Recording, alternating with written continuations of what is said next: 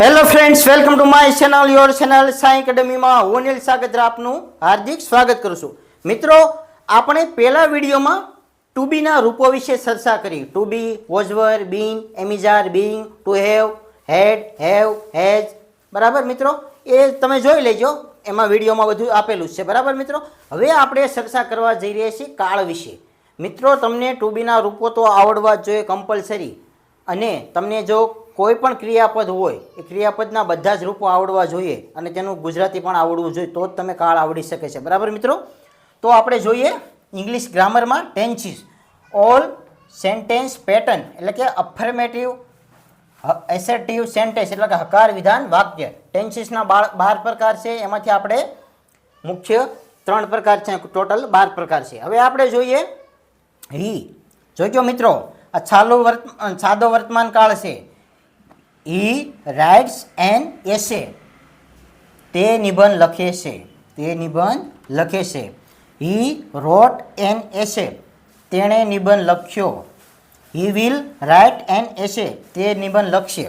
મિત્રો, તમે તેમ કહેશો કે સાહેબ તમે તો વાંચી ગયા, અમને તો કાંઈ ખબર ના પડી, પરંતુ મિત્રો હું તમને ડિટેલમાં સમજાવવાનો છું. મિત્રો, એ સમજતા પહેલાં આપણે how to make present form four third person singular એટલે કે ત્રીજો પુરુષ એક વચન હોય તો એમાં શું આવે? જો મિત્રો, લાસ્ટ શબ્દ હોય SS, H, CH, O, X કે ZZ, તો તેમને શું આવશે? ES આવશે.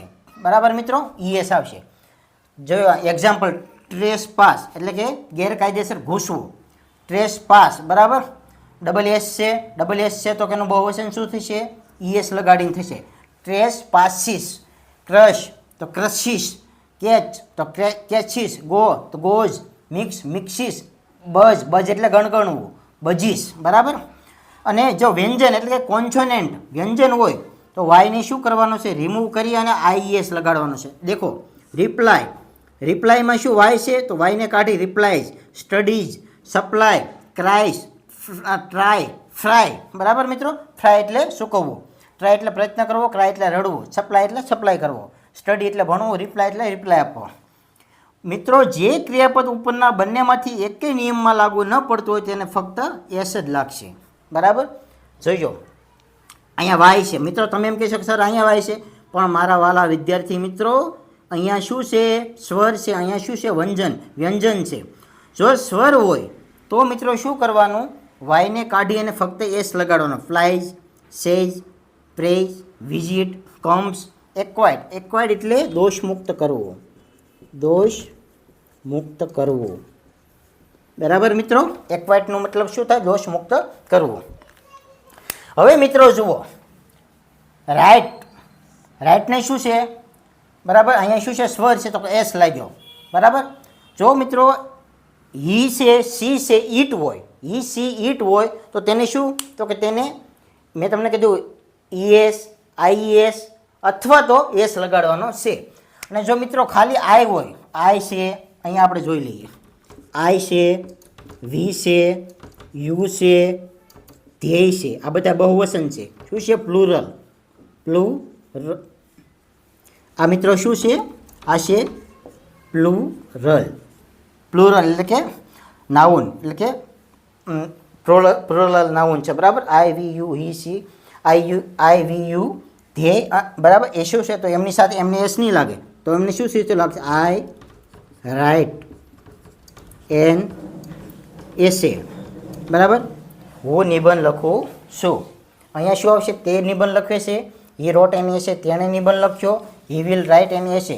જો મિત્રો, ભવિષ્યકાળમાં ટુ બીનું V2 આવશે. બરાબર. અહીંયા V4 આવી ગયું. બરાબર. અને અહીંયા જુઓ મિત્રો, મૂળ રૂપ આવી ગયું. વિલ પછી હંમેશા મોડલ ઓક્ઝિલરી. કેન છે, કુડ છે, વિલ છે, વુડ છે, શુડ છે, મે છે, મસ્ટ છે, માઇટ છે, ઓટ ટુ છે, એ બધા પછી V1 જ આવે. શું મિત્રો? V1 જ આવે. પછી આપણે જોઈએ બીજો, he is writing an essay, he was writing an essay, he will be writing an essay. આ છે મિત્રો સાલું વર્તમાન કાળ, સાલું ભૂતકાળ અને સાલું ભવિષ્યકાળ. વિલ પછી બી આવ્યું, ટુ બીનું મૂળ રૂપ બી, V1 આવ્યું, અહીંયા V1 આવી ગયું. બરાબર મિત્રો. રાઇટિંગ, અહીંયા રાઇટિંગ, અહીંયા પણ રાઇટિંગ, અહીંયા પણ રાઇટિંગ મિત્રો. બરાબર. તે નિબંધ લખી રહ્યો છે, તે નિબંધ લખી રહ્યો હતો, તે નિબંધ લખી રહ્યો. બરાબર મિત્રો.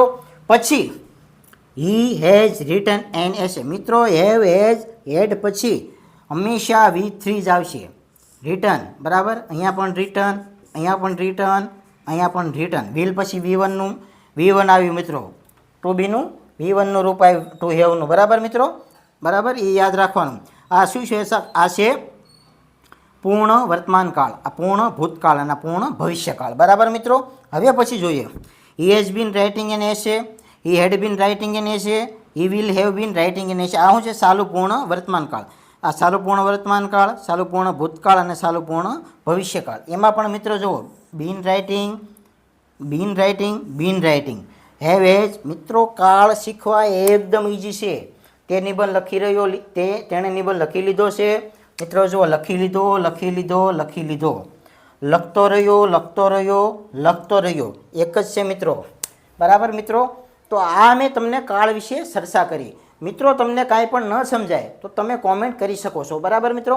આ કાળ મેં તમને સમજાવી લીધા. આ બારે કાળ આવડી જાય એટલે તમારું એકદમ ઇંગ્લિશ પરફેક્ટ બની જાય, કટકડાટ બની જાય. બરાબર. ગુજરાતી દેશી ભાષામાં તમે મજબૂત બની જાઓ. બરાબર મિત્રો.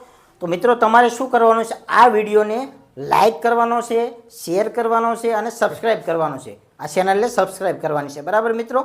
તો મને નવું મોટિવેશન મળતું રહે અને મને ઉત્સાહ વધતો રહે. જેમ મને ઉત્સાહ વધે હું તમને નવું આપીશ. બરાબર મિત્રો. આપણી ચેનલને વધુમાં વધુ ફોલો કરવાની છે. બરાબર મિત્રો.